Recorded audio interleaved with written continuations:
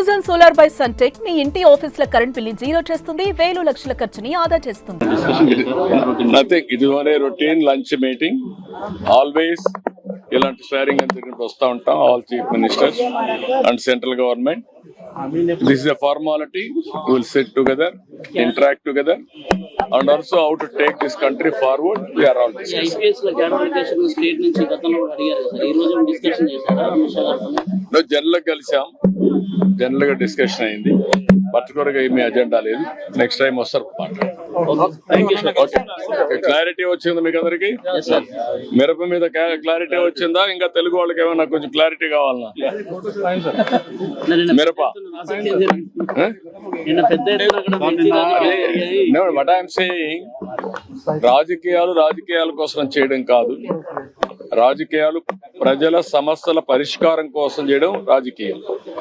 ఈ రాష్ట్రంలో, ఈ దేశంలో కొంతమంది మాట్లాడుతూనే ఉంటారు సమస్యల పరిష్కారం చేయకుండా. ఎన్డీఏ ప్రభుత్వం ఆంధ్రప్రదేశ్ లో చిత్తశుద్ధిగా ఉన్నాం. ఏ రైతుకు ఇబ్బంది లేకుండా చేయడం కోసం అన్ని విధాల ప్రయత్నం చేస్తున్నాం. ఓసారి ప్రైసెస్ అనేటివి పెరుగుతాయి, ఓసారి తగ్గుతాయి. తగ్గినప్పుడు ప్రభుత్వం కూడా రైతు నష్టపోకుండా వీళ్ళంతరూ కోసం కాపాడాలనుకుంటాం.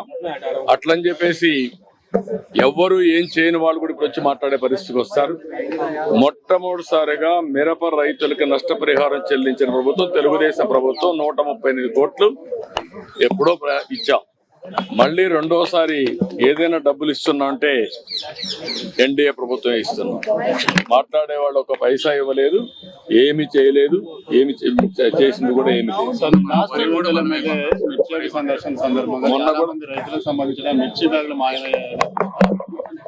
అవన్నీ నేను చీప్ గా నేను మాట్లాడను.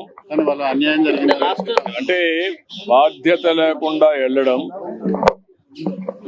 ఏదైతే మీరు ఒకసారి చూస్తే కోడ్ ఆఫ్ కాండక్ట్ ఉంది. కోడ్ ఆఫ్ కాండక్ట్ అనేది రాజకీయ పార్టీలకు వర్తిస్తుంది, కంటెస్ట్ చేసే అభ్యర్థులకు పనిచేస్తుంది, అధికార యంత్రాంగానికి పనిచేస్తుంది. కానీ విచిత్ర వాదన, మేము మాత్రం మాకు కోడ్ ఆఫ్ కాండక్ట్ లేదు, మేము ఎక్కడికైనా పోతాం అని వైలేట్ చేసి ఒకసారి ఎలక్షన్ కమిషన్ ఆర్డర్ ఇచ్చిన తర్వాత మీరు రావడానికి వీలు లేదంటే ప్రజాస్వామ్యం నిలిపేయాలి. దట్టు ఎలక్షన్ కమిషన్ ఇచ్చిన తర్వాత మీరు ఊరు పోవడానికి? ఎలక్షన్ కమిషన్ కంటే మీరు గొప్పవాళ్ళు కాదు కదా. మీ రాజకీయ పార్టీ కానీ ఏ రాజకీయ పార్టీ కానీ ఈరోజు నడుస్తున్నాయంటే ఎన్నికల కమిషన్ గైడ్ లైన్స్ ప్రకారం మనం నడుస్తున్నాం. ప్రజాస్వామ్యంలో అటానమస్ బాడీ ఎన్నికల కమిషన్. ఈరోజు ఎమ్మెల్సీ ఎలక్షన్ జరుగుతున్నాయి. అలాంటి ఎమ్మెల్సీ ఎలక్షన్ జరిగేటప్పుడు కోడ్ ఆఫ్ కాండక్ట్ ఉంది, మీరు రావడానికి వీలు లేదు అని స్పష్టంగా చెప్పిన తర్వాత దాన్ని వైలేట్ చేసి ఆడడం, వైలేట్ చేసి వెళ్ళి మార్కెట్ కమిటీలు ఇవన్నీ చేయడం, చేసిన తర్వాత మళ్ళీ పోయి మాకు సెక్యూరిటీ ఇవ్వలేదని కంప్లైంట్ చేయడం.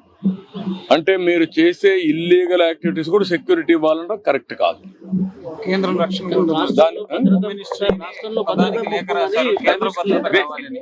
దిస్ ఈజ్ వేర్ నేను అనేది అంటే, ఎప్పుడు కూడా రాజకీయ పార్టీల్లో ఉండే నాయకులం ప్రజాస్వామ్యయుతంగా ప్రవర్తించాలి.